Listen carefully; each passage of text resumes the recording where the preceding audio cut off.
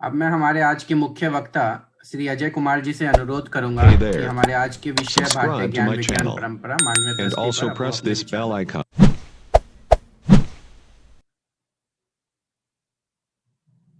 भाई साहब म्यूट कर लीजिए, आपने अनम्यूट अनम्यूट करना है आपको।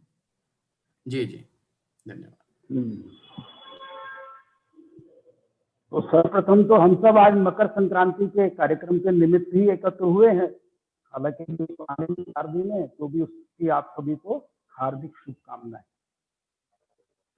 अभी जब हम विचार करने लगते हैं तो आज का दिन भी बहुत श्रेष्ठ माना जाता है। हालांकि हमारे यहाँ तो भाषा के लिए एक विशेष दिन नहीं होता, लेकिन कई बार विशेष ध्यान कराने के लिए कुछ दिवसों का निर्धारण हो जाता है। तो इसलिए आज विश्व हिंदी दिवस है, इसके भी आप सभी को हार्दिक शुभकामनाएं। अभी हम जब विचार करने लगते हैं तो भारत तो वैसे उत्सवों का ही देश है। नित्य कोई ना कोई निमित्त बना करके अपने यहाँ उत्सवों को आगे बढ़ाया जाता है। उसके निमित्त कहीं ना कहीं चेतना, उत्साह, कर्मशीलता इसका जागरण होता है। अभी 2 दिन बाद भारत के यूथ आइकॉन, बल्कि विश्व के यूथ आइकॉन कहना चाहिए, ऐसे स्वामी विवेकानंद जो वास्तव में युवाओं के चिर प्रेरणा स्रोत हैं, उनका जन्म दिवस भी आने वाला है। और उसको केवल भारत में नहीं तो विश्व में भी अनेक स्थानों पर युवा दिवस के रूप में मनाया जाता है। स्वामी विवेकानंद जी की ऐसी क्या विशेषता थी? क्योंकि स्वामी विवेकानंद जी से पहले अनेक महापुरुषों ने बहुत प्रचार प्रसार प्रयत्न ये सारे किए हैं। लेकिन जब हम स्वामी विवेकानंद जी का विचार करते हैं, जब हम उनके बारे में सोचने लगते हैं, तो अपने को ध्यान में आएगा कि स्वामी जी ने बिना साधनों के उस पराभव के काल, उस ऐसे काल में जिस समय सिर उठाना भी शायद मुश्किल होता था, पश्चिम की धरती पर जाकर के पश्चिम की श्रेष्ठता को चुनौती दी, उनकी धरती पर ही जाकर, और सब प्रकार की बातों में उन्होंने केवल उनको चुनौती नहीं दी, बल्कि उन्होंने हिंदुत्व और भारत माता, इनके गौरव को भी पुनर्जागृत किया, पुनर्स्थापित किया। और ऐसा कहा जाता है कि स्वामी विवेकानंद जी के अनेक प्रकार के आह्वान से भारतीय जो एक प्रकार से क्रांतदर्शी लोग, जो भारत के अंदर क्रांति को, भारत के अंदर स्वातंत्र्य को लाने वाले थे, उनको भौतिकता के साथ आध्यात्मिकता का भी आधार प्राप्त हुआ। उन्होंने हिंदू चेतना को राष्ट्रीय चेतना के साथ जोड़ा। हम अगर देखते हैं 11 सितंबर 1893 को, क्योंकि स्वामी जी का बहुत विख्यात भाषण है जिसके अंदर उन्होंने भारत का मूल चिंतन है वसुधैव कुटुंबकम, उसको उन्होंने आधार बना करके हिंदुत्व की मूल प्रेरणा के साथ जोड़ा। और उन्होंने विश्व के साथ भारत का संबंध कैसा है, कैसा रहा, और समूची मानवता के प्रति कैसा दृष्टिकोण भारत का है, इसके अंदर इंगित किया। हम अगर स्वामी जी को पढ़ने लगते हैं तो उसके ठीक 8 दिन बाद 19 सितंबर 1893 को स्वामी जी का एक बहुत विश्व प्रसिद्ध भाषण है, एस्से ऑन हिंदुइज्म। हालांकि वो एस्से ऑन हिंदुत्व है, हिंदुत्व पर उनका लेख है। उसमें आपको ध्यान में आएगा कि वास्तव में हिंदुत्व की चेतना धारा को, जिसको केवल आध्यात्मिक धारा माना जाता था, केवल साहित्य और दर्शन तक सीमित माना जाता था, उस आध्यात्मिक धारा को विज्ञान के साथ उन्होंने जोड़ा। और उसके अंदर हिंदुत्व का विशिष्ट जो है, एकम सद विप्रह बहुधा वदन्ति, उस सत्य एक कहने के अनेक तरीके हो सकते हैं, मूल स्रोत, मूल उद्गम और मूल स्थान एक ही है, चाहे वो जैन हो, बौद्ध हो, सिख हो, ऐसे सबको उन्होंने ध्यान कराया। इतना ही नहीं, जब हम उनके बारे में और पढ़ते हैं तो ध्यान में आता है उनका लाहौर में एक भाषण है, शायद 1899 का या 1900 का भाषण होगा वो। उसमें लिखा है common basis of Hindutva, Hindutva के उभयनिष्ठ बिंदु क्या क्या है। तो उन्होंने कहा हिंदू जो है ये व्यक्ति पुस्तक पूजा पद्धति पर आधारित न होकर के सिद्धांत पर आधारित है, लेकिन इसकी विशेषता उन्होंने बताई है, केवल सिद्धांत पर आधारित इतनी भर इसकी विशेषता नहीं है। वो कहते हैं जिसमें मानव के समग्र विकास का वैज्ञानिक और व्यवहारिक चिंतन है, मानव सेवा अग्रक्रम में है, और इसके लिए हिंदू चिंतन हमें अभय बनने की प्रेरणा देता है, अभय बनने की प्रेरणा देता है। और उन्होंने क्या कहा कि अभय किसके लिए बनना है? तो वो कहते हैं विदेशियों को उनकी भाषा में उत्तर देने के लिए योग्य बनो, स्वतंत्र बनो, मात्र अनुकरण करना हानिकारक है। ऐसे विश्व विजेता हिंदू सन्यासी को कोटि कोटि नमन। 13 जनवरी को लोहड़ी का पर्व आता है, अपने पंजाब में मुख्य रूप से मनाया जाता है, अग्नि जलाई जाती है, उसके इर्द गिर्द घूमा जाता है, गीत इत्यादि जो लोक परंपरा है वो गाए जाते हैं। लेकिन इसके अंदर जो एक बहुत बड़ा महत्व होता है मक्की की फूली और रेवड़ी का विशेष उसके अंदर महत्व होता है। अब अग्नि चेतना का प्रतीक है, मक्की की वो जो फूली है समृद्धि का प्रतीक है, ये इस समय की विशेष फसल कही जाती है, धन का प्रतीक होती है। रेवड़ी यानी मिठास, व्यवहार और संबंधों के मिठास की प्रयास होती है। इसको अग्नि को समर्पित करके सारे विश्व में आगे बढ़ाया जाता है, क्योंकि अपने यहाँ कहा गया अगणी। और वो किसके लिए? उन्होंने कहा देवताओं को उनका भाग अगर प्राप्त करना है तो अग्नि ही उसका मार्ग हो सकती है। इस प्रकार का ये पर्व अपने यहाँ है, इसकी भी शुभकामनाएं। एक और 14 तारीख को, 14 जनवरी को जैसे आने वाला संक्रांति का पर्व, अब सब उसकी सारी विशेषताएं जानते हैं, इसलिए उसकी बहुत ज्यादा विशेषताओं में मैं नहीं जाऊंगा।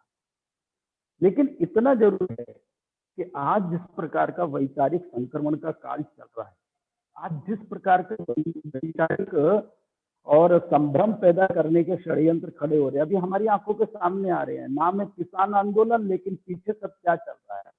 आज हम हिंदी दिवस की बात कर रहे हैं और अपने को सामने आ रहा है कि पंजाब के अंदर ही हिंदी को पोतने का काम चल रहा है। कभी तमिलनाडु में भी इस प्रकार का एक वातावरण खड़ा करने का प्रयत्न हुआ था। इनके मन में न मानवीय संवेदना है, न भारत के प्रति चेतना है, ना इनके मन में किसी मनुष्य के कोई भाव है। ये केवल और केवल इनका एक सेट एजेंडा है, ये केवल उसी पर ही काम करते हैं। इनको समझ ही नहीं आता कि हिंदी आखिर है क्या। जी, स्वामी दयानंद जी और गांधी जी ने स्वयं बहुत आग्रह किया है। ऐसी उसके लिए राष्ट्रभाषा होनी चाहिए, इसके लिए भी प्रयत्न हुए। संस्कृत को राष्ट्रभाषा होनी चाहिए, इसके लिए अम्बेडकर जी के प्रयत्न। लेकिन वैचारिक संभ्रम से युक्त ये सारे लोग किस किस प्रकार के एजेंडे को, अलग अलग आंदोलनों को खड़ा करके करना चाहते हैं, ये अपने को सहज ध्यान में आता है। ऐसे में अपने समाज की चेतना बनी रहनी चाहिए, समाज को संभ्रम से दूर रहना चाहिए, उसका उन्मूलन करने के लिए सक्रिय रहना चाहिए। ये आज की बहुत बड़ी आवश्यकता है। पोंगल अपने दक्षिण में विशेष रूप से तमिलनाडु में मनाया जाता है, तो उसकी भी बहुत बड़ी विशेषता है। जलीकट्टू को लेकर के कितने सारे अभियान चले, ये पर्व भी इसी रूप में आता है। और ये भी विशेष रूप से प्रकृति पोषक पर्व है, क्योंकि जब हम भारतीय जीवन दर्शन और उसकी परंपराओं पर दृष्टि डालते हैं तो इनकी बहुत बड़ी विशेषता है कि इसके अंदर कहीं भी व्यक्ति या व्यक्तिवाद या व्यक्ति संपोषण या कोई राजवंश संपोषण नहीं रहा है। हर किसी के पीछे कुछ ना कुछ मानवीय, वैज्ञानिक और व्यवहारिक तत्व है। और इसीलिए भारत ज्ञान की परंपराओं को, किसी भी ज्ञान की, विज्ञान की परंपरा को भारत ने अवरुद्ध नहीं किया, रोका नहीं है उसको। चाहे वो हमारे लिए उल्टा ही क्यों ना हुआ हो, चाहे वो किसी प्रकार का भी रहा। अब देखिए ये भारत की विशेषता है। राक्षसी संस्कारों से ओतप्रोत और रावण का शिव तांडव स्त्रोत आज भी गाया जाता है, उसी मन से गाया जाता है, उसी मनोभाव से गाया जाता है। अनो भद्रा कृतो जंतु विश्वता, श्रेष्ठ सारी बातें भारत में अपने यहाँ प्रवेश करने दो, आने दो। Let the novel thoughts become from all the directions. इसलिए उस विचार को जब हम लेकर के चलते हैं तो पूर्णतः मानव पोषक परंपराएं, मानव पोषक सारी और योजनाएं जो अपने यहाँ विकसित हुई हैं।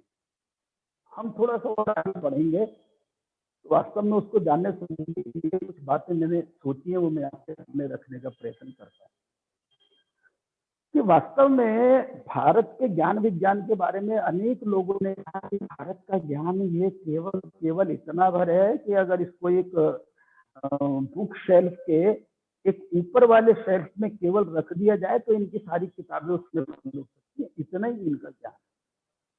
अब उनका ज्ञान कैसा, वो ज्ञान किसको मानते हैं ये वो जाने, लेकिन अपने को क्या करना पड़ेगा। जैसे मैं कई बार एक विषय का उल्लेख करता हूँ और अच्छी बातों का बार बार उल्लेख होना चाहिए, इसीलिए मैं उस बात को पुनः दोहराऊंगा आप सबके मध्य में। शायद कभी कहा हो मैंने कि एसी प्रभुपाद भक्ति वेदांत ने भगवान कृष्ण का चरित्र लिखा है, श्री कृष्ण चरित्रामृत ऐसा करके वो पुस्तक है। उसका जो प्रकथन है, श्री कृष्ण का चरित्र प्रारंभ करने से पहले जो उसका प्रकथन है, इंट्रोडक्शन जो है, इसके अंदर वो देते हैं कि भगवान कृष्ण को जानने से पहले भगवान कृष्ण को मानना जरूरी है, और भगवान कृष्ण को समझने के लिए मानना सबसे पहली आवश्यकता है। ये सबसे पहले ये मानो कि भगवान कृष्ण भगवान है, वही भगवान है। ऐसी भारत की ज्ञान राशि को समझने के लिए, भारत के ज्ञान विज्ञान को जानने के लिए सबसे पहले उसके प्रति श्रद्धा का निर्माण होना अत्यंत अनिवार्य है। भगवान कृष्ण गीता के 18वें अध्याय में कहते हैं कि हे अर्जुन, ये ज्ञान तूने किसको देना है? तो जिसको समझ ही नहीं है, जो समझना ही नहीं चाहता, जो एक करके आंख बंद करके पड़ा है, ऐसे व्यक्ति के लिए ज्ञान नहीं है। यानी उन्होंने भी उसकी वर्जना बताई है, उसके लिए बताया कि किन के लिए है, किन के लिए नहीं। तो इसलिए भारत का ज्ञान विज्ञान जो वेदों, उपनिषदों, आरण्यकों, स्मृतियों, ब्राह्मणों, संहिताओं, पुराणों या अन्य शास्त्रों में वर्णित है। क्या कहा गया, ये क्या मिथ है? हाँ है तो सही, लेकिन उसमें समय बिताने के लिए लोगों को कोई काम नहीं था, इसलिए कहानियां गढ़ दिया करते थे, तो कहानियां हैं। इसलिए अगर भारत की ज्ञान समझना है तो इसको मिथ मान करके नहीं चलना पड़ेगा, न शब्द में चाहिए न अंतः मन में चाहिए। ये पूर्णतः सत्य है, ये कपोल कल्पना नहीं है, ये अनुभूति है, ये कालबाह्य नहीं है, ये सार्वकालिक है। वह ज्ञान अयोग्य नहीं, बल्कि हम उस योग्य बने कि हम उस ज्ञान को जान सकें, जिम्मेदारी। इसलिए स्वयं को विकसित करना है, स्वयं को उस रूप में बनाना है, हमको वहां तक जाना है, उसको अपने स्तर पर लाना नहीं, इस अर्थ ये हो सकता है, ये हो सकता है, ऐसा अपने अर्थ नहीं बनाना। उसके शाश्वत अर्थ है, उसी में प्रवेश करना पड़ेगा। इसीलिए मिथ नहीं मानना, सबसे पहली बात है उसको सत्य मानना। इसी प्रकार भारत के इतिहास के बारे में भी कहा गया कि भारत का इतिहास अगर लिखा गया है तो वो भी ऐसे ही है, बस कहानी के रूप में है, कोई इसके साक्ष्य नहीं है, किसी प्रकार का प्रमाण नहीं है, ऐसे ही ऐसे बना दिया गया, जिसके मन में जो आया उसने उसमें जड़ दिया। लेकिन अपने यहाँ जब महाभारत की रचना हुई, जिसका पहला नाम जया था, बाद में उसका बदलते बदलते महाभारत ग्रंथ हुआ। और महाभारत भी इसलिए हुआ क्योंकि समग्र भारत और भारत के दर्शन अपने को मिलता है जब हम उसको कोटि कोटि उसके और श्लोकों को पढ़ना प्रारंभ करते हैं, तब समझ में आता है कि भारत का कितना बृहत दर्शन उसके अंदर था। उसके अंदर बिल्कुल चींटी से लेकर के ब्रह्मांड तक का भी कितना सूक्ष्म विवेचन है, उनकी मनोवृत्तियों का विवेचन है, जो उस महाभारत में आता है। और इसीलिए कहा गया धर्मार्थ काम मोक्षाणाम उपदेश समन्वितम कथा युक्तम इतिहासम प्रचक्षते। यानी धर्म, अर्थ, काम, मोक्ष, इन सब का जो समन्वित उपदेश है और जो पूर्व वृत्ति, जिन उसमें अनेक जानकारियां हैं जो पहले भी होंगी, कथा युक्तम, उनका पूरा विवेचन करते हुए कथा युक्त रोचक ढंग से उसको हमने इतिहास के रूप में जाना है। मैं एक जगह पढ़ रहा था तो एक बहुत सुंदर टिप्पणी मुझे पढ़ने को मिल गई।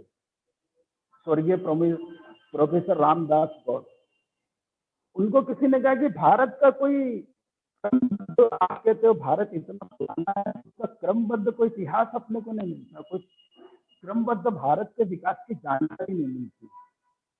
अब अगर हम देखते हैं थियोरी ऑफ इवोल्यूशन, तो डार्विन का सिद्धांत कहा गया, तत्व ही बताए गए, survival of the fittest, struggle for existence करो और जो जीतेगा वही बचेगा, जो मारेगा सो मीर, ऐसा कहा जाता है।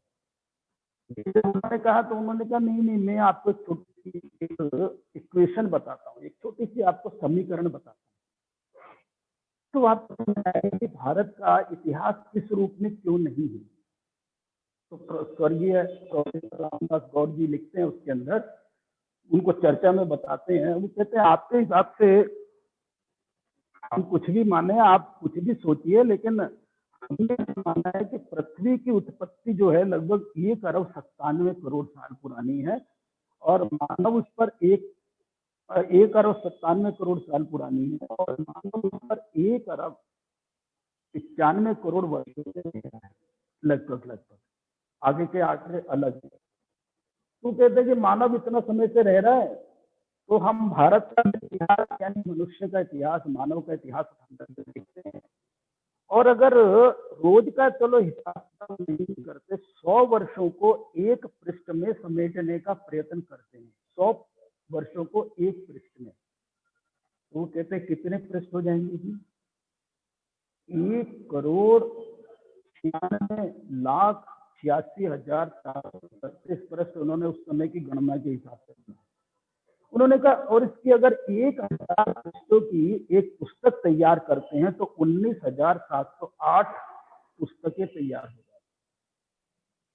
उन्होंने कहा एक पृष्ठ में 25 पंक्ति मान लें, और 1 मिनट एक पृष्ठ कोई व्यक्ति पढ़ता है, और ऐसे 5 घंटे पढ़ता है, लगभग 3 से 4 रोज पढ़ता है, और 25 दिन पढ़ता है महीने भर में, तो भी उसको 217 वर्ष लगेंगे केवल भारत का इतिहास पढ़ने।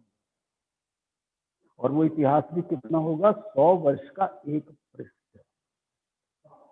तो इसलिए भारत का जब हम देखते हैं ध्यान आता है, उन्होंने कहा इसीलिए रोजमर्रा की घटनाएं उसमें नहीं लिखी गई। भारत में इतिहास की चर्चा होने लगी तो उसके अंदर राजा ने क्या किया, क्या नहीं किया, कैसा, ये नहीं है। उस आधार पर जो कुछ श्रेष्ठताएं विकसित हुई, कुछ गुण विकसित हुए, कुछ राजधर्म, कुछ दंड धर्म, कुछ अर्थ धर्म विकसित हुए, उनकी विवेचना उसके अंदर की। तो जब हम देखते हैं तो इतना बड़ा कार्य अपने यहाँ हुआ है, तो इतिहास के बारे में भी जो भ्रांतियां फैलाने का षड्यंत्र चलता है, उससे भी अपने समाज को बचाने की आज बहुत बड़ी आवश्यकता लगती है। सीख और संभ्रम पैदा करने का प्रयत्न होता है कि भारत में जो ज्ञान है वो एक प्रकार से केवल पारलौकिक है, केवल पारलौकिक है। जबकि हम देखेंगे, अभी मैं कुछ पुस्तकों का मुझे सौभाग्य प्राप्त हुआ, उसके अंदर मैं पढ़ रहा था ऋग्वेद, यजुर्वेद, सामवेद, अथर्ववेद, इन चारों के अंदर जब हम देखने लगते हैं तो किस प्रकार की बातों का वर्णन इसके अंदर मिलता है। और यजुर्वेद का एक उपवेद है जिसको धनुर्वेद बोला जाता है, इसके अंदर शस्त्रों की पूरी जानकारी है। अब शस्त्र धारण करने वाला समाज ऐहिक समाज के साथ नहीं जुड़ेगा क्या? ऐहिक कार्यकलापों के साथ नहीं जुड़ेगा क्या? ध्यान में आता है, उसके साथ जुड़ता है। ये भी बहुत बड़ी विवेचना क्योंकि समय की अपनी मर्यादा है। सामवेद का एक उपवेद है जिसको बोलते हैं गांधर्व वेद। अब ये गांधर्व वेद के नृत्य, संगीत, शब्द, नाद, राग, ताल, भाव, इन सबसे युक्त जो है, बल्कि भारत की संरचना अगर हम कहते हैं तो भाव, राग और ताल, इनों का। भैया पीछे आवाज आ रही है, जरा इनको म्यूट कीजिए, म्यूट कीजिए जरा इनको।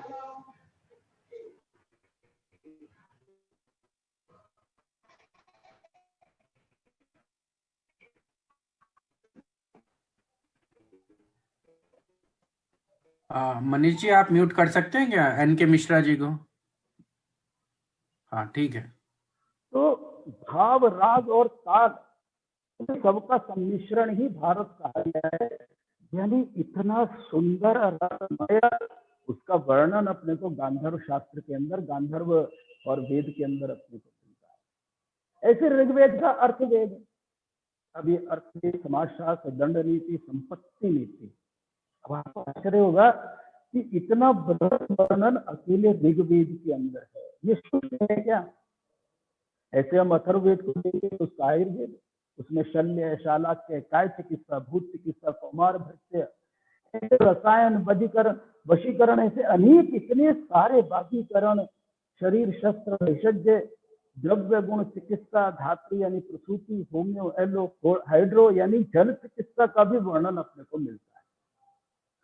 अब ये सारी शाखाएं ज्ञान विज्ञान की संकुचित शाखाएं, केवल यज्ञ शाखाएं थी क्या? ऐसा नहीं था। इसके अंदर अपने को इसके ज्ञान की, तो इसके बारे में सोचने लगते हैं तो अपने को सहज रूप से समझ आता है।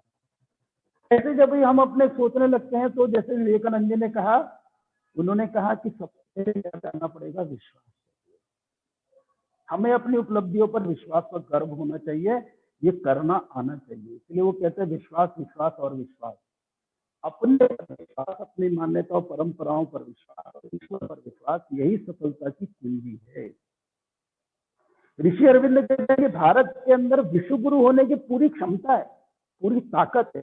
विश्व का आज भी मार्गदर्शन कर रहे हैं और आज तो अपने को सिम्टम्स दिख रहे हैं, आज जो जिस प्रकार के अपने को ध्यान में आ रहे हैं, लक्षण दिख रहे हैं, कह सकते हैं जो ऋषि अरविंद ने कहा।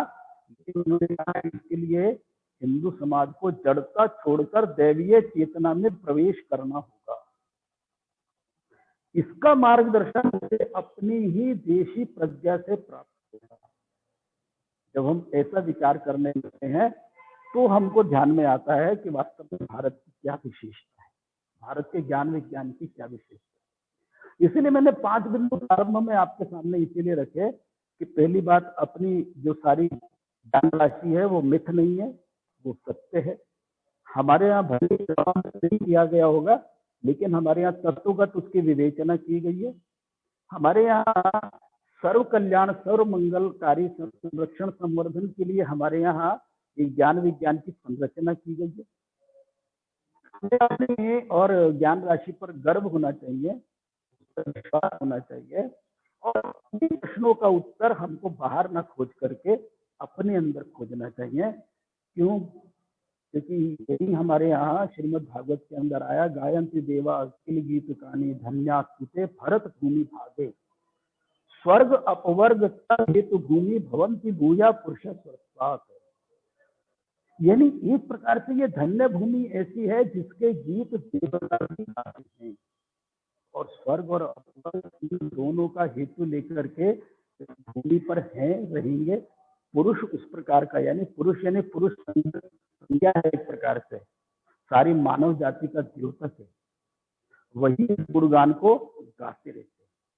तो ऐसे तो हम भारत की गौरवमयी परंपराओं, विज्ञान के क्षेत्र में उपलब्धियों की बात करते हैं, तो एक भले किसी को विश्वास ना हो, जैसा मैंने पहले भी कहा कि हमें इस पर विश्वास होना अनिवार्य है। हमें जो अपनी ज्ञान विज्ञान परंपरा है उसका कुछ और जो वैशिष्ट्य है वो मैं आपके सामने रखना चाहता हूँ, वो मैं आपके सामने एक बार बताऊंगा। लेकिन इसके लिए मैं पहले शुरू करूंगा ननी पालखीवाला से। एक पुस्तक है, उसका नाम है इंडियाज प्राइसलेस हेरिटेज। उसमें कहते हैं भारत में ज्ञान विज्ञान ये शाश्वत है, इसी कारण भारत का समाज अमर है और उसके पास चिर युवा बना रहने के लिए भगवान का प्रदत्त उपहार है। इसलिए हम हमेशा चिर युवा, यानी क्या, हम सदा सतत खोज में रहते हैं। लेकिन हमारी विशेषताएं क्या है? तो भारत का ज्ञान विज्ञान ये सच्चे सुख व मानवोपकारी है, ये मानवोपकारी है। हम अगर पढ़ते हैं, हेमिल्टन की एक पुस्तक है हु आर वी, हम क्यों, इसकी विवेचना भी अलग प्रकार की है। क्यों ये निर्मित हुई पुस्तक, जिस समय अमेरिका में एक भयंकर विस्फोट और वो जो टूटी थी, उसके बाद ये पुस्तक निर्माण हुई। उसके अंदर वो कहते हैं कि किसी भी देश के लिए उसके दो तत्व होते हैं। एक होता है सेलियंट होता है, कुछ उसकी प्रधानता होती है, और दूसरा होता है सब्सटेंस होता है, कोई उसका तत्व होता है। तो उन्होंने कहा भारत का जो सेलियंट है वो विश्व परिवार है। ये मैं नहीं कह रहा हूँ, ये पुस्तक में कि भारत का सेलियंट विश्व परिवार है, और उसका तत्व, उसका सब्सटेंस क्या है, वो कहते हैं विविधता में एकता। ये उसकी विशेषता है, वो मानवकारी है। सौहार्द, सम्मान, जीवनोपयोगी वस्तुओं की प्रचुरता। सामान्यतः अगर इकोनॉमिक्स की पश्चिम की अवधारणा हम देखते हैं तो उसके अंदर क्या है, उसके अंदर सामान्य से बोला जाता है कि साधन सीमित है, आवश्यकताएं असीम। अपने यहाँ इसको उल्टा किया कि साधन असीम है, अपनी जो आवश्यकता है उसको सीमित करो, उसको संयमित करो, उसको नियमित करो, उस आधार पर विकसित होगा। फिर अपने यहाँ ये व्यवस्थाएं ज्यादा से ज्यादा उपयोगी बने, अर्थात आज के यूज पर आधारित नहीं है। आप देखिए सामान्यतः घर के अंदर एक कपड़ा उपयोग में आता था, जब तक उसके चिथड़े नहीं आते तब तक हम उसका उपयोग करते थे। हम बॉल पेन का उपयोग करते थे, कैसा करते थे हम, उस बॉल पेन के अंदर सिक्के बदलते रहते थे जब तक उसका ऊपर का हिस्सा नहीं टूट जाता था। आज यूज थ्रो रेनॉल्ड वालों ने निकाला, बाद में अनेक पेन वालों ने निकाल लिया, और हम उपयोग करते फेंक देते, आज सिक्के ही नहीं मिलते। आज खाने पीने का बर्तन स्वयं धोते थे या कोई बर्तन वाला रखते थे, उसको रोजगार मिलता था। अब यूज एंड थ्रो हो गया, इतना कचरा इकट्ठा हो गया, इतनी समस्याएं बन गई हैं, जिसके कारण तो अपनी जो सारी व्यवस्थाएं, रचनाएं, मान्यताएं थी वो कैसी थी, यूज एंड थ्रो पर आधारित नहीं थी। फिर अपने यहाँ मानवीय पक्ष की काम कर रहे हैं, अपने यहाँ कम पूंजी कम ऊर्जा खपत वाली व्यवस्थाएं बनी। जितनी भी व्यवस्थाएं बनी, अभी आप पढ़ेंगे, धर्मपाल की पुस्तक, एक बहुत प्रसिद्ध पुस्तक है, वॉइस ऑफ इंडिया प्रकाशन की पुस्तक है, उसका नाम है India in 18th century, India was 18th-19th century. तो हम जब उस दोनों पुस्तकों को पढ़ते हैं तो क्या ध्यान में आता है, उसके अंदर किस प्रकार से भारत के अंदर लोह इस्पात तैयार होता था, कैसे फाउंड्रीज थी, पोर्टेबल फाउंड्रीज थी, वो अपना स्थान बदल लेती थी, ऐसी पोर्टेबल फाउंड्रीज थी। और कितनी सी भारत के अंदर, 10,000 से ऊपर पोर्टेबल फाउंड्रीज थी भारत के अंदर, जिसके अंदर एक महीने सामान्यतया 9 से 11 लोग काम करते थे। तो अपने यहाँ सबको इस प्रकार से कम पूंजी कम ऊर्जा खपत वाली व्यवस्थाएं निर्माण की। और दूसरा क्या है, अपने यहाँ एक नारा पहले चलता था, हर हाथ को काम हर खेत को काम, ऐसा चलता था। तो भारत के अंदर ज्यादा से ज्यादा कैसी थी, ज्यादा से ज्यादा हाथों को काम मिलना चाहिए, रोजगारोन्मुख व्यवस्थाएं होनी चाहिए। मशीन का उपयोग है, ये बात सत्य है, लेकिन मनुष्य बेकार नहीं होना चाहिए, ऐसी व्यवस्थाएं। मानवता पोषक थी, मानवता शोषक नहीं थी, किसी भी प्रकार से मानव का शोषण नहीं होना चाहिए। मैं अभी एक पुस्तक पढ़ रहा था, उसके अंदर जो और इंडस्ट्रियल रेवोल्यूशन पश्चिम के अंदर आया, उसके अंदर किस तरह से चिमनियों का निर्माण किया गया, और ऐसे 7-7 साल के बच्चों को उस चिमनी में उसकी सफाई के लिए भेजते थे, जिसका कुल डाया 3 से 4 फीट होता था। उसके अंदर ऊपर जाना, 9-10 फीट की चिमनी को ऊपर से नीचे तक साफ करना, ये मानवता पोषक व्यवस्थाएं कह सकते हैं क्या? ये अपने को विचार करने की बात है। फिर आज पर्यावरण का बहुत शोर हो रहा है, बहुत शोर मच रहा है, पर्यावरण पर्यावरण पर्यावरण। लेकिन जब हम पर्यावरण का विचार करने लगते हैं तो पर्यावरण को नुकसान पहुंचाने वाला कौन है? हमने पहुंचाया है क्या? किसी ने पहुंचाया है क्या? किसी बाहर के व्यक्ति ने आकर के पहुंचाया है क्या? हमने ऐसी व्यवस्थाएं खड़ी कर दी जिसके अंदर प्रकृति का शोषण हो रहा है, प्रकृति का दोहन नहीं हो रहा है, और आज उसके जिस प्रकार की परिस्थिति से निकलना पड़ रहा है वो हमारे सामने स्पष्ट रूप से दिखाई दे रही है। फिर एक और था, अपनी जो व्यवस्था रचनाएं बनी, सभी के लिए सुगम थी, सभी के लिए सहज थी, किसी को सोचना नहीं पड़ता था। आज बड़े बड़े विद्यालय जैसे खड़े होते हैं तो सामान्य ग्रामीण व्यक्ति को अंदर पैर रखते हुए सोचना पड़ता है, मैं अंदर जाऊं नहीं जाऊं, अंदर जाऊंगा तो कैसा कहेंगे। सामान्य कपड़े पहन करके व्यक्ति प्रवेश नहीं कर सकता आज विद्यालय में। कैसी स्थिति बन गई है जी, विद्या का मंदिर है, सुगम है क्या, सबके लिए उपयुक्त है क्या, सबके लिए है क्या, नहीं है सबके लिए। ऐसी भयंकर समस्याएं खड़ी कर दी है कि आज भयंकर अंतर खड़ा हो, डिसअपॉइंटमेंट भी है, डिस्पैरिटीज भी है, भयंकर समस्या हो गई है। बहुत अच्छा उदाहरण आता है, भगवान बुद्ध के काल का उदाहरण है। उनके जो मुख्य शिष्य थे, जो उनके और चिकित्सा इत्यादि की व्यवस्था देखते थे, उनका नाम था जीवक। जीवक की घटना आती है कि जीवक बहुत बड़े सर्जन थे उस समय।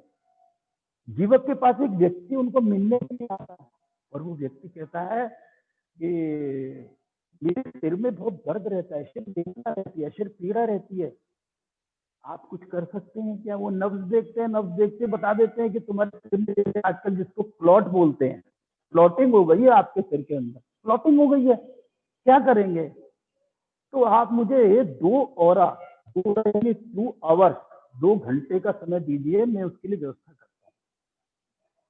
आपको आश्चर्य होगा, जीवक उस समय बड़ी लैब वहां जो उनकी चलती थी, उस लैब में ले जाते हैं। लैब भी उन्होंने उसका वर्णन किया है, इस प्रकार से बड़े बड़े घड़े रखे रहते थे जो आग पर तैयार होते थे, सैनिटाइजेशन उससे होता रहता था।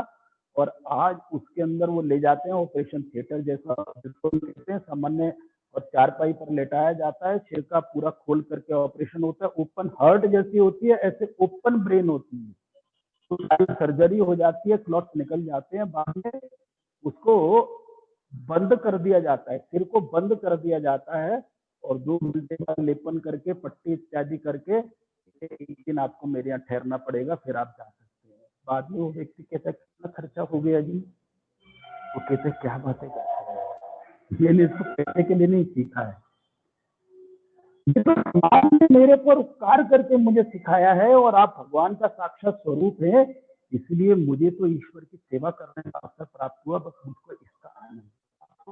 क्या आज ऐसा हो सकता है क्या, नहीं हो सकता। आज सबकी पहुंच से पता नहीं क्या क्या बाहर है, इसीलिए अच्छे अच्छे अवसर आने के बाद भी रहता है मैं तो इस लायक, क्योंकि सबके लिए सुगम व्यवस्थाएं नहीं। फिर उपभोक्ता या उपयोग करने वाले के लिए हितकर होनी चाहिए। आज एडवर्टीजमेंट का कितना बड़ा जमाना खड़ा हो गया, कितना भयंकर एडवर्टीजमेंट खड़ा हो गया, आपको पता नहीं चलता। आज वो हरे और इसका विषय चल रहा है, हरे और लाल का विषय चल रहा है, कई बार बेध्यानी में लाल ही आ जाता है। मेरे को बहुत आश्चर्य हुआ, एक बार मैंने स्थान पर जाना था तो मैं अंदर करके स्टेशन पर उतरा, मैंने वहां से बिस्कुट ले लिया, पैकेट ले लिया, मैंने निशान ही नहीं देखा और बहुत प्रभु की कृपा हुई कि मैंने उसको खाया नहीं। जब मैं यहाँ आया, अपने केंद्र पर वापस आया, तो मैंने उसको निकाल के अभी सामने ही रखा था, इतने उलट पुलट के देखा, उसने कहा अरे ये तो लाल निशान लगा हुआ है। लाल निशान क्या है? अरे भाई साहब ये तो मांसाहारी है। अरे बाप रे बाप, बच गया भाई। लेकिन ऐसी परिस्थितियां निर्माण क्यों करना है, ऐसी स्थितियां पैदा ही क्यों करनी है, और आपके मन में क्या क्या पैदा किया जाता है, किसके हमारे देश को विकसित किया जाता है, हमको ध्यान में आता है। कोका हम सब पीते हैं, ये धीरे धीरे हमारे जवानी की स्वाद बना दिया जाता है और फिर बैठ के रहना हमको मुश्किल है। ये सारी चीजें उपलब्ध कराई जाती है, जानबूझ करके उपलब्ध कराई जाती है। और आज क्या पैकिंग और पैकेजिंग का इतना बड़ा जमाना है कि जितने की चीज होती है उसमें ज्यादा उसका, जितने की चीज होती है उससे ज्यादा उसकी पैकिंग और पैकेजिंग में लग जाता है। पहले खुला दूध रहते थे, अब रैप दूध आने, पहले सारी चीजें कैसे आती थी, अब कैसे आने लगी हमको पता है। उससे उसका केवल हमको गुणवत्ता पैकिंग में पता नहीं अंदर क्या दे रहे हैं, लेकिन कम खर्चे की व्यवस्थाएं भारत में खड़ी, भारत में कम खर्चीली व्यवस्थाएं खड़ी, क्योंकि सामान्य व्यक्ति को ध्यान में रख करके उन सारी व्यवस्थाओं का उनका निर्माण किया गया।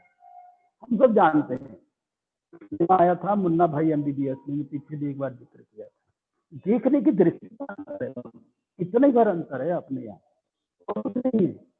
मानवीय दृष्टि देखने की दृष्टि है कि हम सामने वाले को देख कैसे रहे। तो उसके अंदर आता है कि जिसको कोमा में रहता है वो व्यक्ति कोमा में होता है, जाते देखते हैं उस पर रिसर्च चल रही होती है, कोमा में व्यक्ति पर रिसर्च चल रही है, और बार बार उसका होता है, शब्द कौन सा आता है, सब्जेक्ट सब्जेक्ट सब्जेक्ट। व्यक्ति विषय है क्या? वो विषय नहीं है, सब्जेक्ट नहीं है, इज एन लिविंग एंटिटी, वो लिविंग एंटिटी, वो जीव मात्र है, जीवन है वो। तो जीवन की दृष्टि खत्म हो गई, इसीलिए विश्व व्यापार हो गया, विश्व परिवार नहीं। उसके कारण इस प्रकार की समस्याएं खड़ी। हमारे यहाँ सरल शब्दों में कहा जाता था मोटा खाओ मोटा पहनो, ऐसा अपने यहाँ बहुत सरल शब्दों में। अब ये हर समय गर्मी में भी मोटा पहनो, हाँ ठीक है ठीक है, खादी का कपड़ा हर समय अच्छा रहता है, घर का बुना अच्छा रहता है, ऐसी अपनी व्यवस्था की गई। अब ये आपको लगेगा हम तो ले जा रहे हैं बैलगाड़ी के युग में, लेकिन अगर आवश्यकता होगी तो जाना भी पड़ेगा भाई।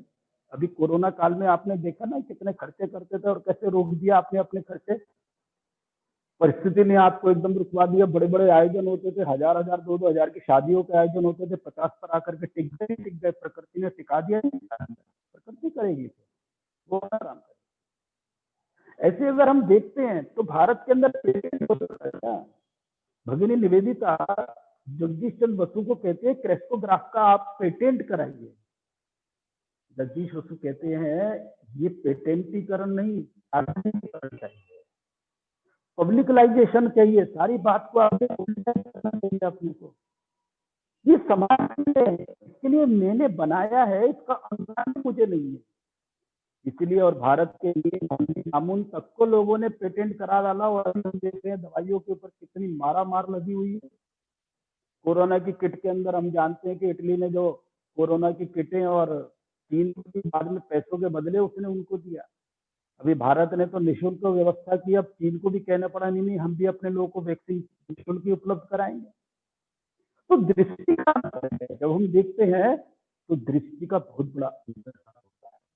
और यही भारत की जितनी भी ज्ञान विज्ञान की राशियां भारत के अंदर विकसित हुई, भारत के अंदर ज्ञान विज्ञान का जितना भी क्षेत्र विकसित हुआ, वो क्षेत्र उस रूप में अविस्मरणीय है। अगर हम देखें अपने यहाँ जो इस बार विषय अलग अलग रखे गए हैं, तो अगर हम ले तो सृष्टि विकास का एक विषय,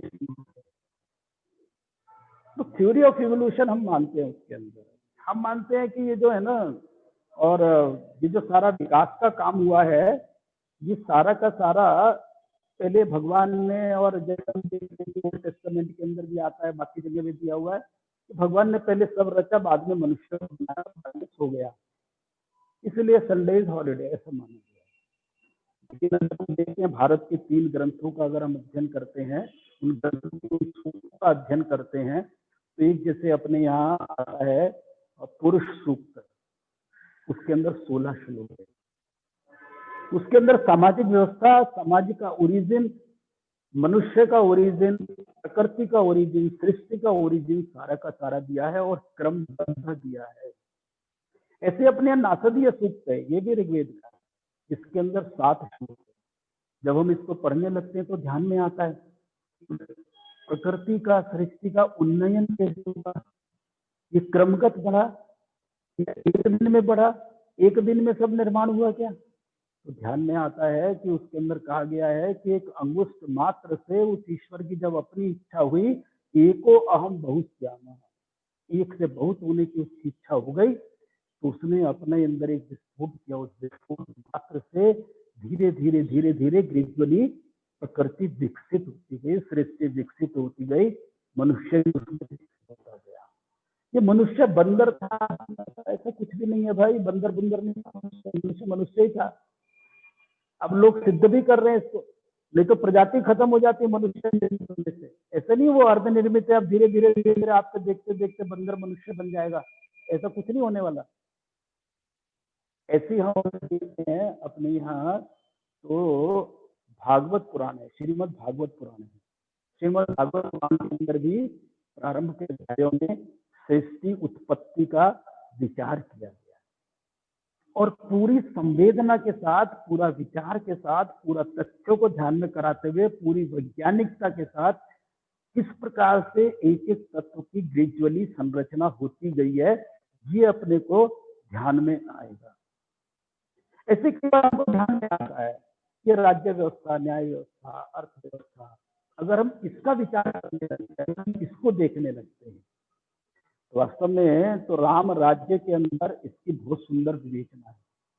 महाभारत के अंदर शांति पर्व के अंदर, वन पर्व के अंदर धर्म को आधार बना करके इसकी बहुत सुंदर, बहुत अच्छी और विवेचना की गई है। अगर तो पढ़ना चाहे तो अपने को ध्यान में आएगा। इसलिए मैं जरा बहुत लंबा विषय ना हो जाए, इसलिए उसको सीमित करने का प्रयत्न कर रहा हूँ। इसलिए बहुत सारी बातें यहाँ आपके सामने रखूंगा नहीं, सांकेतिक बातें आपके सामने रखने का प्रयत्न कर रहा हूँ।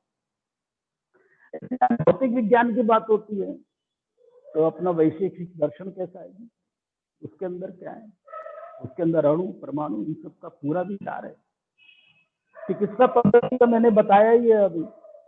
अगर हम केवल भारत के आयुर्वेद का चिंतन शुरू करते हैं तो उसके अंदर इतनी अलग अलग प्रकार की पद्धतियां हैं। पहला तो उसके अंदर कहा गया आरोग्य, बीमार ही ना हो इसकी व्यवस्था खड़ी की गई है। ऐसे रसायन विज्ञान, आज तक भी रसायन विज्ञान के अंदर भारत की श्रेष्ठता है। राम राज्य के अंदर, रामायण काल के अंदर कपड़े को बनाना, कपड़े को रंगना, और वो रंगना जो केमिकल, जिसको अंग्रेजी में केमिकल कहा, रसायन कहा, वो वास्तव में मनुष्य के लिए घातक नहीं होते थे। वो मनुष्य के लिए क्योंकि प्रकृति प्रदत्त होते थे, उसके अंदर उसकी विशेषताएं अपने को ध्यान में आएंगी। गणित और ज्योतिष का बहुत बड़ा ज्ञान भारत के पास पहले से था, बहुत बड़ी ज्ञान राशियां थी। मैंने अभी इनका बहुत नहीं किया, हालांकि मेरे पास 20 पेज का इसका सारा और आकलन है, तो भी मैं एक दो विषय आप सबके सामने जरूर लाना चाहूंगा।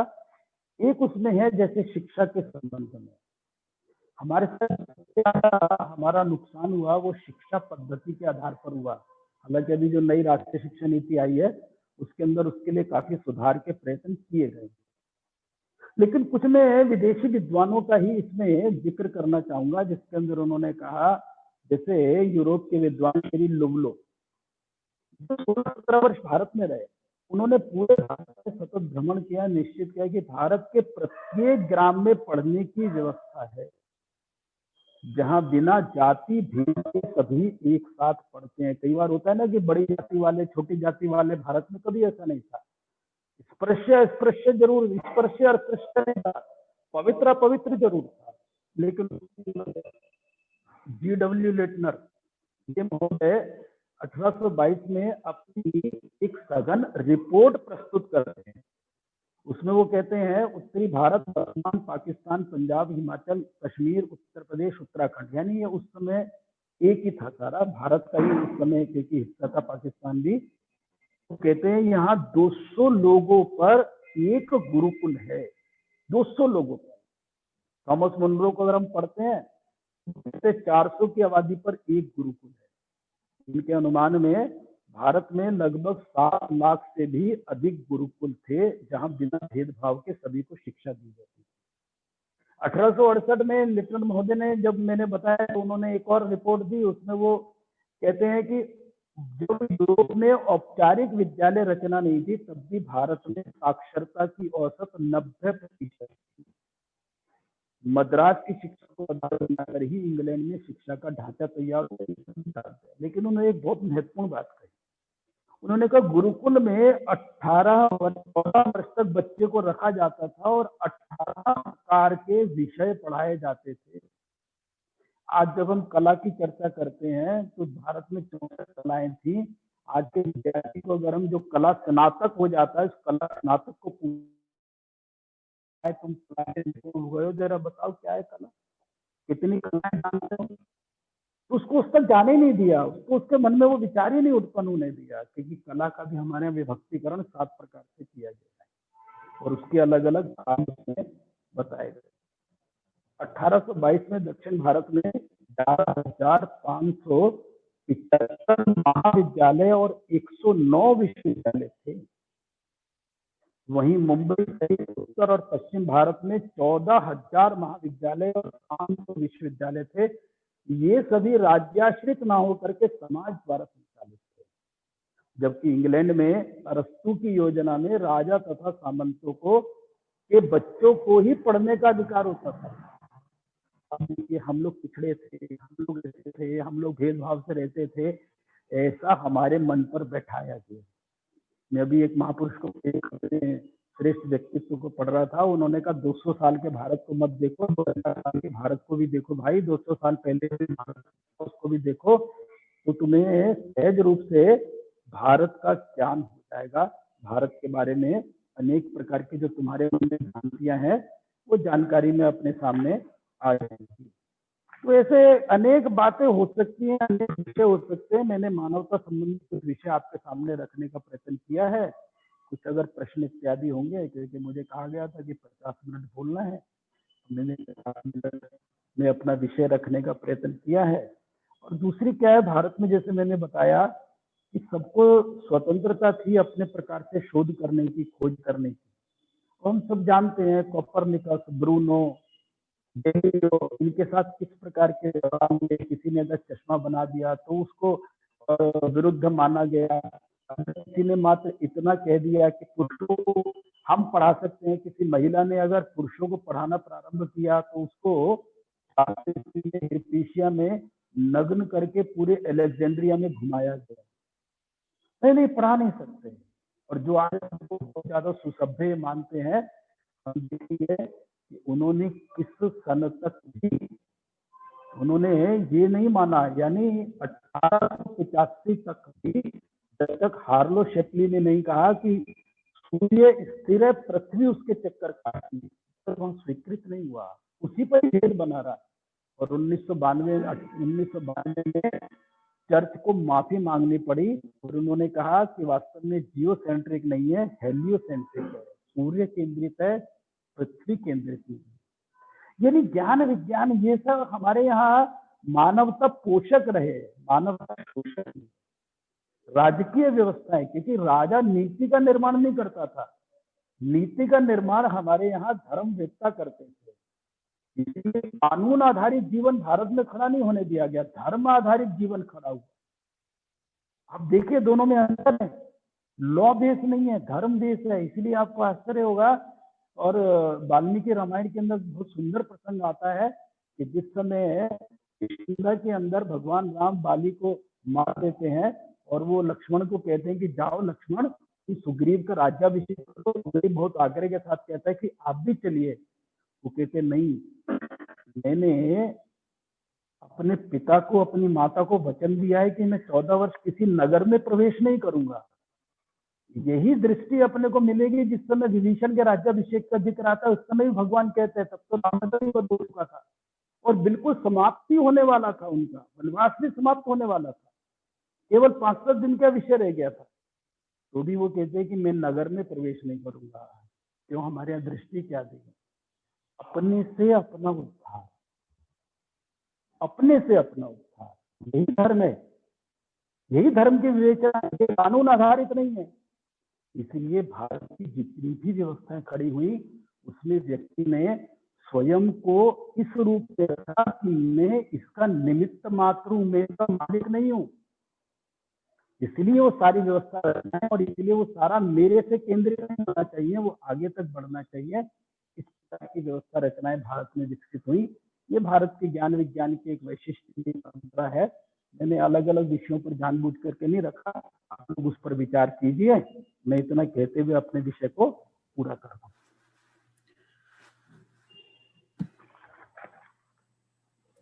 धन्यवाद भाई साहब, इतने सारगर्भित और आसान तरीके से आपने सभी विषयों को रखा है, उसके लिए बहुत बहुत धन्यवाद। अब सभा में उपस्थित अगर किसी को कोई संशय है, कोई प्रश्न है, तो वो पूछ सकते हैं। आप अपने हैंड रेज कर सकते हैं या चैट बॉक्स में लिखकर भी आप क्वेश्चन पूछ सकते हैं। विवेक जी हैंड रेज ही कराइए, उसके बाद जो जिनका आता है प्रश्न उनका लेना है। जी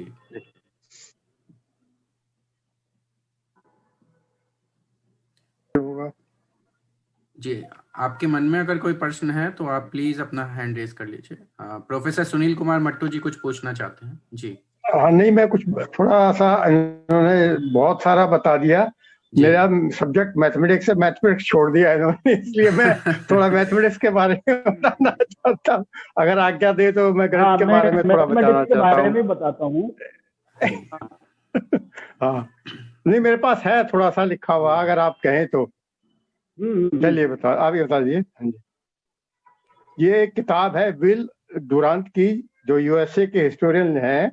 उन्होंने अपनी पुस्तक में बुद्धायान के बारे में लिखा है, भास्कराचार्य के बारे में लिखा है, गोल्दायान के बारे में लिखा है, महावीराचार्य के बारे में लिखा है, और मतलब बहुत सारे मैथमेटिशियंस के बारे में उन्होंने लिखा है कि भारत में जो भी मैथमेटिक्स हुआ है, जो यूरोप से मैथमेटिक्स आया है, उससे पहले ही हमारे देश में था वो। जैसे एक थ्योरम शायद सब जानते हैं, पाइथागोरस थ्योरम जानते हैं, ये बुद्धायान में सूलवा सूत्र के नाम से लिखा था।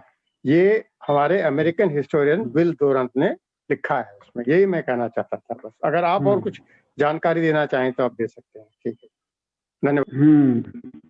वास्तव में अगर मैंने कहा ना, इसलिए अलग अलग हम विधाओं को देखेंगे तो अपने को बहुत सारी बातें ध्यान में आएंगी। हालांकि पश्चिम ने यूक्लिड और पाइथागोरस को ही अपना प्रथम माना। वो कहते हैं यही गणित के पिता हैं, ऐसा कहा जाता है। लेकिन अगर आप थोड़ा सा गहराई से अध्ययन करेंगे, जैसे आपने बोला तो बताया, लेकिन इसके अलावा आप भी हैं, भारद्वाज भी हैं, सत्याचार हिरण्यकेशी भी हैं, वैशानस भी हैं, बादुल भी हैं, भट्ट भास्कर भी हैं, वराहमीर भी हैं, ब्रह्मगुप्त भी हैं। ऐसे अनेक लोग आपको ध्यान में आएंगे जिन्होंने उस समय बड़े बड़े ऐसे प्रतिपादन कर दिए थे, उन्होंने ऐसी सारी बातें दे दी थी। अब अगर भास्कर को देखेंगे तो उन्होंने जिस आज रॉयल स्टोन जिसको कहा जाता है, वो किसके देन है? तो भास्कर, उन्होंने उस पर बहुत बड़ा काम किया। अब अगर देखेंगे तो मैं अभी पढ़ रहा था बहुत साहित्य के अंदर, 10 की घात को तल्लाक्षण उन्होंने एक शब्द दिया है। आज तक पश्चिम के गणित में कहीं भी नहीं आया 10 की घात 53। 10 की घात 53 के लिए तल्लाक्षण उन्होंने शब्द दिया है। ऐसे अलग अलग हम देखते हैं। प्रारंभ में 10 की घात 17 का तो बहुत ही बार उपयोग हुआ है। जैन साहित्य में ऐसे अनेक प्रकार के हमको गणित में बहुत काम हुआ है। तो ऐसे जब देखने लगते हैं तो गणित के अंदर भी, भारत के अंदर केवल 0 और दशमलव तक सीमित भारत नहीं है। और हर बात के अंदर आप देखिए, ऋग्वेद के अंदर केवल मंत्र है, लेकिन यजुर्वेद के अंदर त्रिकोणमिति का पूरा उपयोग हुआ है। त्रिकोणमिति का, उसके आधार पर यज्ञ वेदी का निर्माण कैसा होना चाहिए, यज्ञशाला कैसी होनी चाहिए, इस सब का वर्णन है उसकी। और आपको आश्चर्य होगा, 663 मंत्र ऋग्वेद के यजुर्वेद में लाए गए हैं, जो ये कहते हैं कि 663 मंत्र इस प्रकार के हैं ऋग्वेद यजुर्वेद के अंदर, जो कि उसके साथ सामने बैठाते हैं, त्रिकोणमिति के अनुसार उस अलजबरा के साथ उसका सामने बैठता है। तो भारत का ज्ञान विज्ञान जब हम देखते हैं तो एक एक का, मैंने कहा ना, अगर देखेंगे तो मेरे पास 20-22 पेज का नोट है वो सारा, तुम्हें ज्यादा लगता है। लेकिन हम इसके अंदर खोजें, जैसे ऋषि अरविंद ने कहा ना, आवश्यकता क्या है कि भारत के हम अपने प्रश्नों का उत्तर बाहर ना खोजें, हम अपने प्रश्नों के उत्तर अपनी आप खोजें, अपनी ज्ञान राशि में से निकालें और हमारे ये मानना शुरू करें हम दे सकते हैं। जैसे एनी बेसेंट ने कहा, उन्होंने कहा कि ये भास्कराचार्य, आर्यभट्ट, इनके पुत्र न्यूटन और आर्किमिडीज को क्यों देखते हैं जी, उनकी तरफ मुंह उठा करके क्यों देखते हैं? नहीं सुना? अरे अपने को खोजो ना, अपने को जानना चाहिए, ये हमारे मन में भाव जगना चाहिए। इसलिए मैंने विषय थोड़ा शॉर्ट में आपके सामने रखा है। हाँ जी भाई साहब, और किसी के मन में कोई प्रश्न, कोई जिज्ञासा?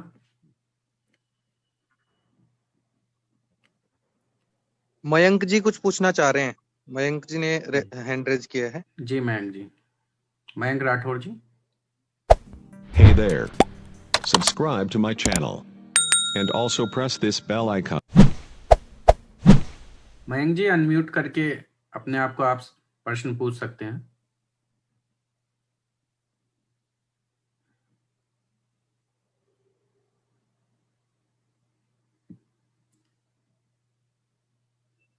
मयंक जी की आवाज नहीं आ रही है, वो डिस्कनेक्ट हो गए हैं शायद। अच्छा प्रवीण जी, एक और जानकारी, जो अपने डॉक्टर प्रवीण जी भी जुड़े हुए थे, जो अपने प्रिंसिपल हैं श्रद्धानंद कॉलेज के, तो हम उनका भी स्वागत करते हैं। उसके साथ में अनेक बौद्धिक टोली के भी सदस्य जुड़े हुए हैं, तो उनका भी हम अध्ययन केंद्र की तरफ से स्वागत करते हैं। बाकी एक बार आप देख लीजिए, कोई पूछना चाह रहे हैं तो ठीक है। मयंक जी आप कुछ पूछना चाह रहे हैं? मयंक जी आ गए हैं शायद वापस। जी, क्या मैं मेरी आवाज आप सभी तक पहुंच रही है? जी मयंक जी।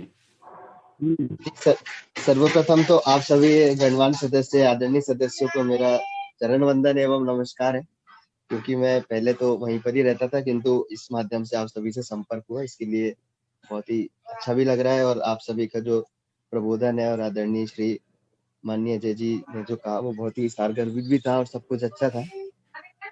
एक बस इस प्रकार से, जैसे आदरणीय ने बताया कि हमारा पूर्व में किस प्रकार से हमारी संस्कृति थी, पद्धति थी, और आज जो हमारी वैचारिक महाभारत है, इसकी यदि विजय की व्यूह रचना में आज के जो अर्जुन, हम जो आज के अर्जुन है, इसमें यदि हम स्वयं को माने तो किस प्रकार से जो भगवान श्री कृष्ण का संदेश क्या होगा, जिससे हम आज की जो वैचारिक महाभारत हम जीत जाए, क्या संदेश होगा, किस प्रकार से हमें आगे बढ़ना चाहिए।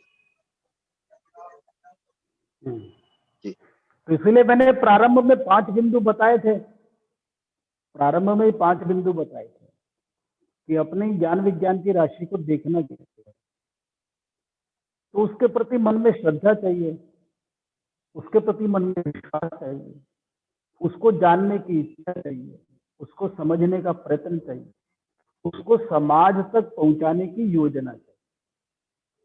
ये आज की बहुत बड़ी आवश्यकता है। और उसके लिए सबसे पहले प्रारंभ कहां से करना पड़ेगा अपने मयंक जी? उसकी शुरुआत अपने को करनी पड़ेगी कि सबसे पहले श्रद्धा ये बननी चाहिए कि अपने यहाँ मिथ नहीं है, ये सब सत्य है। शुरुआत यहाँ से करनी पड़ेगी, क्योंकि जानबूझ करके हमारे मनों के अंदर ये एक डायलेमा जैसा भाव पैदा कर दिया गया है, एक हमारे मन में एक दुविधा का भाव पैदा कर दिया गया है। इसीलिए हमको सबसे पहले इसमें जाना पड़ेगा। इसके अंदर मुझे अब्दुल कलाम जी की कविता के कुछ अंश हैं, उसका हिंदी अनुवाद है। उसके अंदर वो कहते हैं, हे भारतीय युवक, ज्ञानी विज्ञानी, हे मानवता के प्रेमी, संकीर्ण तुच्छ लक्ष्य की लालसा पाप है। यानी तुम सोचते क्या हो? केवल अपने परिवार को। वो कहते हैं जो सोचा हमने, सोचते हैं ना, संकीर्ण तुच्छ लक्ष्य की लालसा पाप है। मेरे सपने बड़े हैं, मेरे सपने। कई इतिहासकारों ने, विदेशी इतिहासकारों ने भी लिखा कि भारत के बारे में सब सोचते हैं तो ड्रीम जैसा लगता है। ऐसा भी हुआ होगा जैसे, और आइंस्टीन ने कहा कि मैं जब सोचता हूँ कि गांधी जैसा व्यक्ति धरती पर हुआ होगा क्या, तो गांधी को तो छोड़ो, राम जैसा व्यक्ति हुआ होगा क्या? आज सोचने लगते तो लगता है कृष्ण जैसा व्यक्ति भी हुआ होगा क्या? इसीलिए वो मिथ लगने लगता है, क्योंकि हमने अपनी प्रज्ञा की ऊंचाई वहां तक नहीं पहुंचाई है। इसलिए वो है, मैं मेहनत करूंगा इसलिए कि मेरा देश महान हो, धनवान हो, गुणवान हो। यह प्रेरणा का भाव अमूल्य है। कहीं भी धरती पर उसके ऊपर या नीचे दीप जलाए रखूंगा, जिससे मेरा देश महान हो। ये जो एक सोच है, इसको मुझे लगता है अपने मन के अंदर में जागृत करना पड़ेगा। और आज भी अगर हम देखते हैं, विश्व पटल पर अपने को देखते हैं, आज अब सब बोलते हैं नमस्ते। आपके नमस्ते की भी बहुत बड़ी वैल्यू हो गई है। एडीडी स्मिथ करके जो वर्जीनिया के पास्टर हैं चर्च के, उनके एक वीडियो में से पिछले 4-5 साल से वायरल है। कहते हैं, what is the meaning of नमस्ते? कई बार लगता है हेलो, हाय, शिट, ये क्या क्या हमको लगता है। वो कहते हैं, what is the meaning of namaste? वो कहते हैं the divinity in you and me are one and same, I salute your divinity. तुम्हारे अंदर और मेरे अंदर देवत्व एक ही है, मैं तुम्हारे देवत्व को प्रणाम करता हूँ। This is the meaning of नमस्ते नमः। अब ये हमें नहीं पता, बाकी लोग हमें बता रहे हैं, इसीलिए हमको पता चल रहा है। हम अपने ढूंढ नहीं रहे, क्यों नहीं ढूंढेंगे जी हम अपने को? बाकी संसार कह रहा है। आज विश्व में आपकी संस्कृत भाषा के लिए इतना काम शुरू हो गया है, हमको संस्कृत पढ़ने के जो होता है, अंग्रेजी के 4 शब्द अच्छे जान लिए तो लगता है बहुत अच्छा हो गया, बहुत ज्ञान राशि इकट्ठी हो गई। ऐसा नहीं है, भाषा नहीं है, लेकिन अपने तत्वों को पकड़ना पड़ेगा। इसलिए अपनी ज्ञान विज्ञान की, क्योंकि आज का जो विषय था वो अपने ज्ञान विज्ञान की परंपरा, ज्ञान विज्ञान की परंपरा का मानवीय पक्ष था, इसीलिए मैंने उसको पकड़ा है, इसीलिए इसको विषय को थोड़ा सा सीमित किया है। जी भाई साहब, समय की अपनी मर्यादा रहती है और आज के कार्यक्रम में हम एक प्रश्न और ले लेते हैं शरद सिंघानिया जी का। इसके पश्चात मनीष जी से मैं अनुरोध करूंगा कि भारत मंथन कार्यक्रम के निमित्त जो पोस्टर है और उसकी जो वेबसाइट हमने बनाई है वो एक बार सभी के साथ शेयर करके सबको दिखा दें, और चैट बॉक्स में भी उसको आप डाल सकते हैं।